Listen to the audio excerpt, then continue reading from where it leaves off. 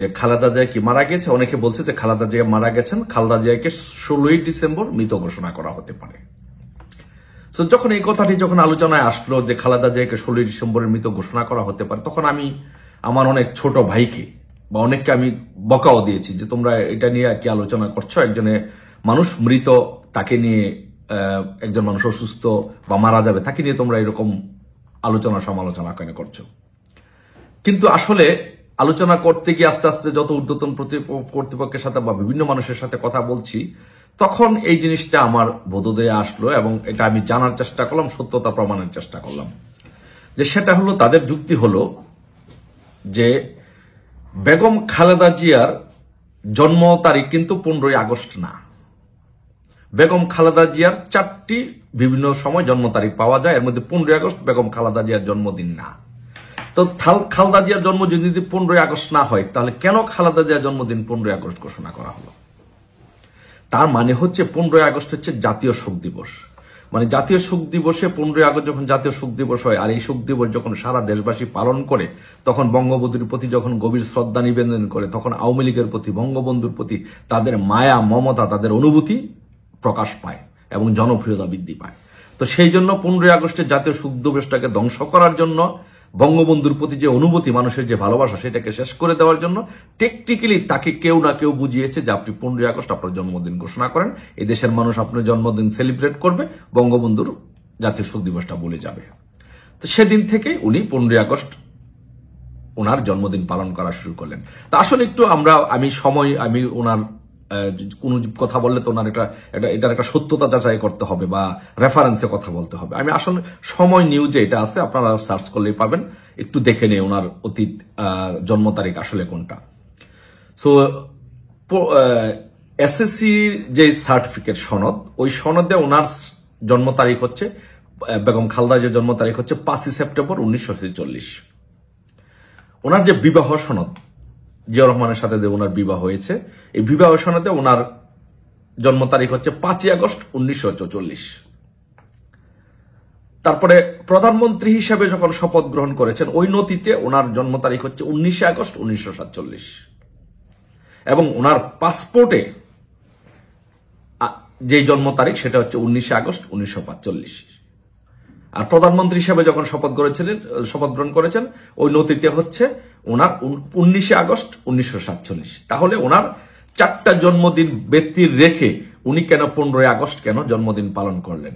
তার মানে এই দেশের বুদ্ধিজীবী, মুক্তিযুদ্ধের পক্ষের মানুষ এবং সাধারণ মানুষ এটা রিসার্চ করে বের করেছে যে বেসিক্যালি জাতির জনক বঙ্গবন্ধু শেখ মুজিবুর রহমানের যে 15ই আগস্ট যে জাতীয় শোক দিবস, সেই শোক দিবসটাকে বিতর্কিত করার জন্য উনি 15ই আগস্টে ওনার জন্মদিন ঘোষণা করেছে।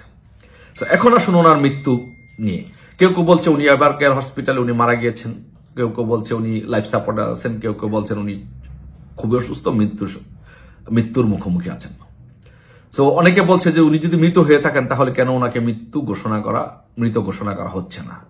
সো এর বিপরীতে মানুষের যে যুক্তিগুলো দিচ্ছে, যে সেটা হচ্ছে যে 16ই ডিসেম্বর হচ্ছে বাঙালি জাতির একটি সবচেয়ে বড় দিন, বিজয় দিবস।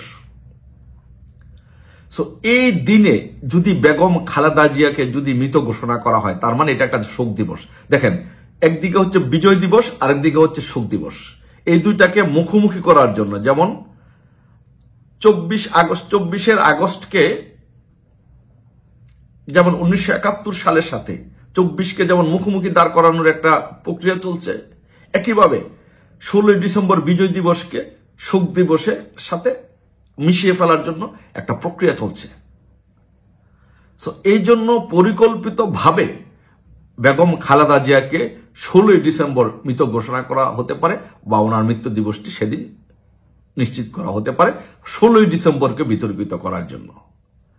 সো এটা আদৌ কতটুকু, আমার দৃষ্টিতে আমি অনেকটা 50-50 কনভিন্স যে আসলেই জামাত এই কাজটা করতে পারে, প্রভাব বিস্তার করে এবার কেয়ার হসপিটালের উপরে। আসলে বিএনপির বাংলাদেশে অনেক কিছুতে হাত নাই, এখানে বিএনপি ইউনুসের সাথে বেসিক্যালি ইউনুস এই কাজটা করবে মেটিকুলাস ডিজাইনের মাধ্যমে মুক্তিযুদ্ধকে খাটো করার জন্য 16 ডিসেম্বরকে খাটো করার জন্য 16 ডিসেম্বর এই কাজটা ওনাকে মৃত ঘোষণা করতে পারে। আমি 50-50 মোর দেন 50% আমি কনভিন্স যে এরা এই কাজটা করতে পারে, যেহেতু এরা মুক্তিযুদ্ধকে যেভাবে খাটো করার চেষ্টা করছে, মহান স্বাধীনতাকে যেভাবে খাটো করার, স্বাধীনতা যুদ্ধে শহীদদের যেভাবে খাটো করার চেষ্টা করা হচ্ছে, এখন আমি আর বিশ্বাস করতে আমার আর কোনো ন্যূনতম দ্বিধা নেই যে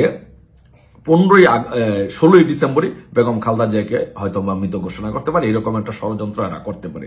তা আমি দেশবাসীকে বলবো, বিএনপি নেতা কর্মীদেরকে বলবো, অন্তত পক্ষে এরকম বয়োজ্যেষ্ঠ একজন মানুষ, দেশের সাবেক প্রধানমন্ত্রী, তাকে নিয়ে যেন এরকম একটা ঘৃণ্য একটা ষড়যন্ত্র চক্রান্ত যেন না হয়, সেই দিকে আপনারা দেশবাসী সবাই খেয়াল রাখবেন। বিএনপির নেতা কর্মীদেরকে বলবো আপনারাও খেয়াল রাখবেন, এবং বিএনপির চেয়ারপারসনের জ্যেষ্ঠ ছেলে যেন তারেক রহমানকে বলবো, আপনার মাকে নিয়ে যেন বাংলাদেশের রাজনীতিতে জামাত এরকম ছিনিমিনি খেলতে না পারে, ইনুস যেন এরকম ছিনিমিনি খেলতে না পারে, আপনার মাকে যেন আর মৃত্যুর পরেও যেন বিতর্কিত করে না করে, সেই জিনিসটা আপনাকে খেয়াল রাখতে হবে। যে যায় লঙ্কায় সেই হয় রাবণ, অর্থাৎ যে ক্ষমতা পায় সেই ক্ষমতাকে কুক্ষিগত করতে চায়। বাংলাদেশের রাজনীতিতে বর্তমানে সব থেকে আলোচিত যে বিষয়, নির্বাচন কবে হচ্ছে, নির্বাচন হলে সেই নির্বাচন কার অধীনে হবে, তত্ত্বাবধায়ক সরকার আসবে কিনা, কিংবা ডক্টর ইউনূসের অধীনে হবে কিনা, কিংবা ডক্টর ইউনূস পদত্যাগ করে সেফ এক্সিট নিয়ে সেনাবাহিনীর হাতে ক্ষমতা তুলে দিয়ে যাবেন কিনা, আগামী নির্বাচনে বিএনপি সরকার গঠন করবে নাকি জামায়াত সরকার গঠন করবে, আগামী নির্বাচনে কি বাংলাদেশ আওয়ামী লীগ অংশ নিতে পারবে কিনা, কিংবা যদি তাদেরকে অংশ নেবার সুযোগ করে দেওয়া হয়, যদি তাদের নিবন্ধন ফিরিয়ে দেওয়া হয় যেটা স্থগিত রাখা হয়েছে, তাতে করে আওয়ামী লীগ নির্বাচনে অংশ নেবে কিনা, অসংখ্য প্রশ্ন আমাদের সামনে ঘুরপাক খাচ্ছে। এর মধ্যে আরো কিছু প্রশ্ন আছে, আমাদের সেই প্রিয় লন্ডনী ভাইয়া তিনি বাংলাদেশে ফিরে আসবেন কিনা, খালেদা জিয়া আদৌ মারা গেছে কিনা, যদিও আমরা শুনেছি ক্লিনিক্যালি সে অলরেডি ডেড, তার কোনো ছবি আমরা এখন পর্যন্ত দেখতে পাইনি।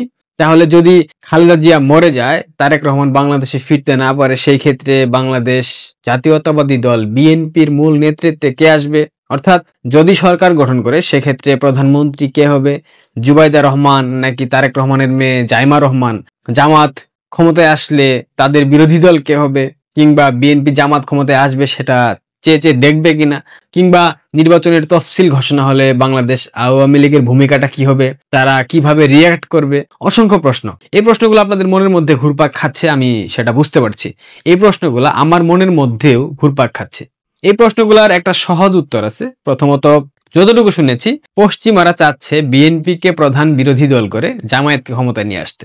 কারণ পশ্চিমারা যখন একটা দেশে প্রবেশ করতে চায় তখন সে দেশে মৌলবাদকে জাগিয়ে তুলে, সে দেশে উগ্রবাদ চরমপন্থার উত্থান ঘটায়, সে দেশে জঙ্গিবাদকে প্রশ্রয় দেয়, সে দেশে জঙ্গিবাদকে অর্থায়নের মাধ্যমে সে দেশের পরিস্থিতিকে অস্থিতিশীল করে ফেলে।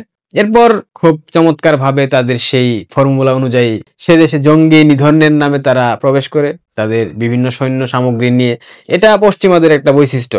এখন বাংলাদেশে কি তবে পশ্চিমারা উপরে উপরে বলছে, ভারতকেও আশ্বাস দিচ্ছে বাংলাদেশের বিষয়ে তারা কোনো হস্তক্ষেপ করবে না, ডিপ স্টেট এখানে কোনো ভূমিকা রাখবে না, একথা বলে কি তারা আড়ালে বাংলাদেশে মৌলবাদ উগ্রবাদ চরমপন্থাকে জাগিয়ে দিয়ে, বিশেষ করে জামায়াত ইসলামী এবং তাদের যারা সমমনা দল আছে তাদেরকে দিয়ে বাংলাদেশে মৌলবাদের উত্থান অলরেডি তারা ঘটিয়ে ফেলেছে।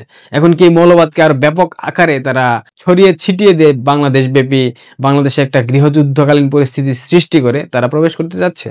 হতে পারে, এখানে অস্বীকার করবার কোনো সুযোগ নাই। এরকম পরিকল্পনা পশ্চিমাদের মধ্যে থাকতেই পারে। ক্রিমিনাল তো পৃথিবীতে মার্কিন যুক্তরাষ্ট্র যাদের বন্ধু তাদের নতুন করে শত্রুর প্রয়োজন হয় না, একথা আমরা বলি না, এটা বিভিন্ন ঐতিহাসিক ব্যক্তিবর্গরা বলে গেছেন।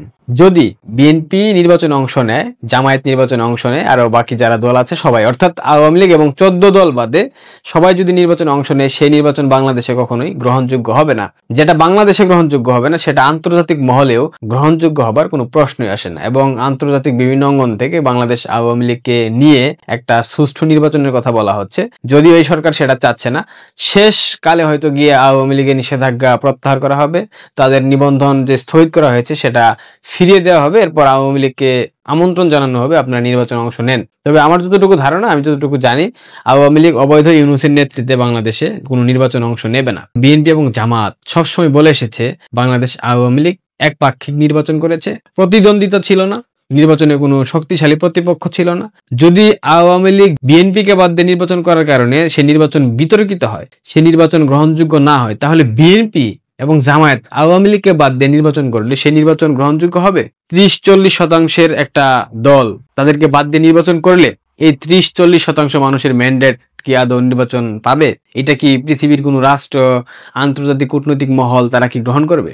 মোটেও না। সো বাংলাদেশ আওয়ামী লীগ ছাড়া বাংলাদেশ নির্বাচন হবার কোনো প্রকার সম্ভাবনা নাই। আর যদি নির্বাচন কোনোভাবে করে ফেলে সেক্ষেত্রে সেই নির্বাচন গ্রহণযোগ্য হবে না এবং সেই সরকার কতদিন টিকতে পারে সেটা আমরা 96 সালে একবার দেখেছি।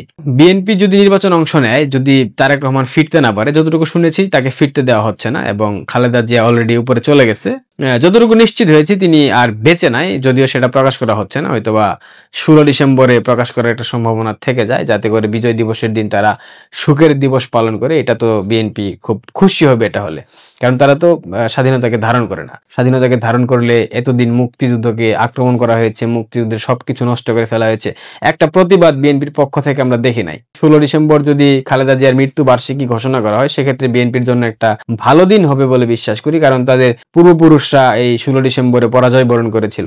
বিএনপির নেতৃত্বে একটা ব্যাপক পরিবর্তন আসছে, এটা আমি মোটামুটি নিশ্চিত। এবং তারেক রহমান বিএনপির নেতৃত্বে থাকছে না, তারেক ভাইয়াকে কিক আউট করা হয়েছে এবং তারেক ভাইয়ার রাজনৈতিক চ্যাপ্টার মোটামুটি বাংলাদেশে ফুল স্টপ হয়ে গেছে।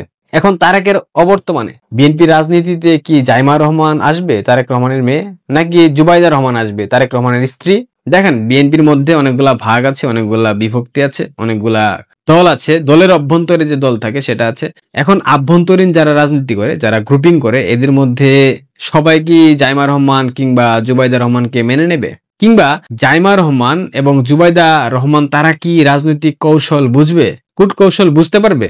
আমার মনে হয় না। কারণ তারেক রহমান যতটা ক্রিমিনাল, তার স্ত্রী সন্তান আমার মনে হয় না ততটা ক্রিমিনাল হয়েছে, কারণ তারেক রহমান তো একটা টেরোরিস্ট, আন্তর্জাতিক মানের জঙ্গি। এদের স্ত্রী সন্তান হয়তো বা তেমন জঙ্গি হয়নি, উগ্র হতে পারে, বাট তার মানে বিএনপি ভেঙে যাচ্ছে নাকি? শিলং সালাউদ্দিন এবং মির্জা ফখরুল ইসলাম আলমগীর বাংলাদেশের আগামীর প্রধানমন্ত্রী হচ্ছে যদি বিএনপি ক্ষমতায় আসে সেক্ষেত্রে, নাকি ডক্টর জেনারেল সাদাত শকুন প্রধানমন্ত্রী হচ্ছে, নাকি অন্য কোনো দল আসছে, নাকি এনসিপি থেকে ইউনুস আবার প্রধানমন্ত্রী হচ্ছে, নাকি বিএনপি কে ভেঙে ফেলে ইউনুস বিএনপির সাথে একটা সমন্বয় করে ইউনুস আবার প্রধানমন্ত্রী হতে চাচ্ছে, নাকি ইউনুস বিএনপি কে প্রধানমন্ত্রী দিয়ে তিনি রাষ্ট্রপতি হতে চাচ্ছেন, নাকি বিএনপি কে প্রধানমন্ত্রী, জামাতকে উপপ্রধানমন্ত্রী এবং ইউনুস রাষ্ট্রপতি হয়ে আরেকটা সরকার গঠন করতে চাচ্ছে, জাতীয় সরকার, যাতে করে নির্বাচনের কথা সবাই ভুলে যায়। অসংখ্য গেম চলতেছে বাংলাদেশে। বাংলাদেশে একটা জিও পলিটিক্যাল গেমের মধ্যে পড়ে গেছে। এই গেম থেকে আদৌ বের হতে পারবে কিনা সেটা বাংলাদেশের রাজনৈতিক ব্যক্তিবর্গ যারা আছেন, যারা নেতা আছেন, তাদের দূরদর্শিতার উপর নির্ভরশীল। এখান থেকে বের হতে হলে অবশ্যই বাংলাদেশের সাধারণ মানুষের ম্যান্ডেট প্রয়োজন এবং এর জন্য প্রয়োজন একটা ইনক্লুসিভ অংশগ্রহণমূলক নির্বাচন, যে নির্বাচনে বাংলাদেশ আওয়ামী লীগ থাকবে, 14 দল থাকবে, বিএনপি থাকবে, জামায়াত থাকবে, এনসিপি থাকবে, সবাই থাকবে। যারা নিবন্ধিত রাজনৈতিক দল, যারা নির্বাচনে অংশ নেবার মতো নির্বাচন কমিশনের সকল শর্ত পূরণের মাধ্যমে যোগ্যতা অর্জন করেছে, তারা প্রত্যেকেই সেই নির্বাচনে অংশ নেবে এবং সেই নির্বাচন অবশ্যই পরিচালিত হতে হবে একটা নিরপেক্ষ নির্দলীয় তত্ত্বাবধায়ক সরকারের মাধ্যমে। এখানে কোনো ইউনুস, কোনো জাতীয় সরকার, কোনো কিছু হবে না। যেহেতু সংবিধানে তত্ত্বাবধায়ক ব্যবস্থা ফিরে এসেছে, সেক্ষেত্রে তত্ত্বাবধায়ক সরকার ব্যবস্থা ত্রয়োদশ জাতীয় সংসদ নির্বাচন থেকেই বহাল করা হোক, এটা সাধারণ মানুষের দাবি। এটা একজন অনলাইন অ্যাক্টিভিস্ট হিসাবে আমার দাবি যে বাংলাদেশে একটা নির্দলীয় নিরপেক্ষ নির্বাচন হোক, যে নির্বাচনের মাধ্যমে বাংলাদেশের মানুষ তাদের পছন্দের দলকে, তাদের প্রিয় দলকে ভোটের মাধ্যমে নির্বাচিত করবে। এখানে যদি সৎ সাহস থাকে বিএনপি, জামায়াত, তবে নির্বাচনে নিরপেক্ষ সরকারের মাধ্যমে যে নির্বাচন অনুষ্ঠিত হবে সে নির্বাচনে আওয়ামী লীগকে হারিয়ে দেখাক, ওয়েলকাম। তা না করে একটা দল অভ্যুত্থানে পরাজয় হয়েছে সেজন্য তাকে নির্বাচনে অংশ নিতে দেওয়া যাবে না, সেই অভ্যুত্থান যে মেটিকুলাস অভ্যুত্থান ছিল, সেই অভ্যুত্থানে 7.62 যে ছাত্র দল এবং শিবিরের নেতাকর্মীরা ব্যবহার করেছে, স্নাইপার দিয়ে গুলি করে ছোট ছোট বাচ্চাদেরকে হত্যা করা হয়েছে, এগুলা তো আওয়ামী লীগ করে নাই। আওয়ামী লীগ ধরলাম অন্যায় করেছে, আওয়ামী লীগ তো পুলিশ মারে নাই, 3,500 পুলিশকে হত্যা করা হয়েছে, এগুলা কে করেছে? এগুলো প্রত্যেকটা ইতিহাস একটা সময় সামনে আসবে, প্রত্যেকটা লাশ ফরেনসিক করা হবে মাটির 40 ফিট নিচে থেকে তুলে হলেও। সো প্রত্যেকটা ইতিহাস কিন্তু বের হয়ে আসবে কারা এগুলোর সাথে সম্পৃক্ত ছিল। যদি বেঁচে থাকি, পৃথিবীর যে প্রান্তে আছি সেই প্রান্ত থেকে দেখবো একটা সময় বাংলাদেশে 24-এর 5 আগস্ট যারা জঙ্গি উত্থানে সম্পৃক্ত ছিল, যারা সরাসরি নেতৃত্ব দিয়েছে, যারা অংশীদার ছিল, স্টেক হোল্ডার ছিল, আমি যারা ভুল বুঝে গিয়েছে তাদের কথা বলছি না, যারা কূটকৌশলের সাথে সম্পৃক্ত ছিল, এদের প্রত্যেকের বাংলাদেশের প্রচলিত আইনের অনুযায়ী বিচার হবে, অনেকের মৃত্যুদণ্ড হবে, আমরা দেখে যাব ইনশাআল্লাহ। আমরা অবশ্যই দেখে যাব সেটা। অনেকের মৃত্যুদণ্ড হবে, অনেকের যাবজ্জীবন কারাদণ্ড হবে, অনেকের বিভিন্ন মেয়াদে সাজা হবে, সব দেখব। বাংলাদেশের রাজনৈতিক আকাশে একটা মেঘের ঘনঘটা আমরা দেখতে পাচ্ছি। আদৌ এই ঘনঘটা থেকে বাংলাদেশ মুক্তি পাচ্ছে না। বাংলাদেশের মুক্তির একমাত্র পথ বাংলাদেশের সাধারণ মানুষকে সচেতন হওয়া, উপলব্ধি করা, জেগে ওঠা, গর্জে ওঠা, রাস্তায় নেমে আসা এবং এই অবৈধ সরকারকে হটিয়ে একটা নতুন তত্ত্বাবধায়ক সরকার ব্যবস্থা বহাল করে সেই তত্ত্বাবধায়ক সরকারের মাধ্যমে বাংলাদেশে একটা সুষ্ঠু নির্বাচন আয়োজন করা, যে নির্বাচনে বাংলাদেশের মানুষ ভোট দিয়ে তাদের পছন্দের দলকে ক্ষমতায় নিয়ে আসবে এবং বাংলাদেশ একটা স্বাভাবিক পরিস্থিতির দিকে ধাবিত হবে। অন্যথায় এই দেশকে রক্ষা করার মতো সামর্থ্য, শক্তি, এই জিওপলিটিক্যাল গেম থেকে এই দেশকে বের করার মতো সামর্থ্য আমার মনে হয় না বাংলাদেশের কোনো দলের আছে এই মুহূর্তে। যেহেতু বাংলাদেশ আওয়ামী লীগ অনুপস্থিত, সেক্ষেত্রে বিএনপির পক্ষে কিংবা জামাতের পক্ষে এই বৈতরণী পার করা কোনোভাবে সম্ভব না। সো বাংলাদেশে নির্বাচন হচ্ছে না, এটা মোটামুটি নিশ্চিত, এবং যদি নির্বাচন হয় সেই নির্বাচন গ্রহণযোগ্য হবে না। একটা স্পষ্ট বিষয় লক্ষ্য করছি, বিএনপির ভাঙন খুব সন্নিকটে। জামাত ক্ষমতায় গেলেও চাইতে পারে। দেখা যাক কি হয়। প্রশাসন তাদেরকে আসলে কতটুকু সহযোগিতা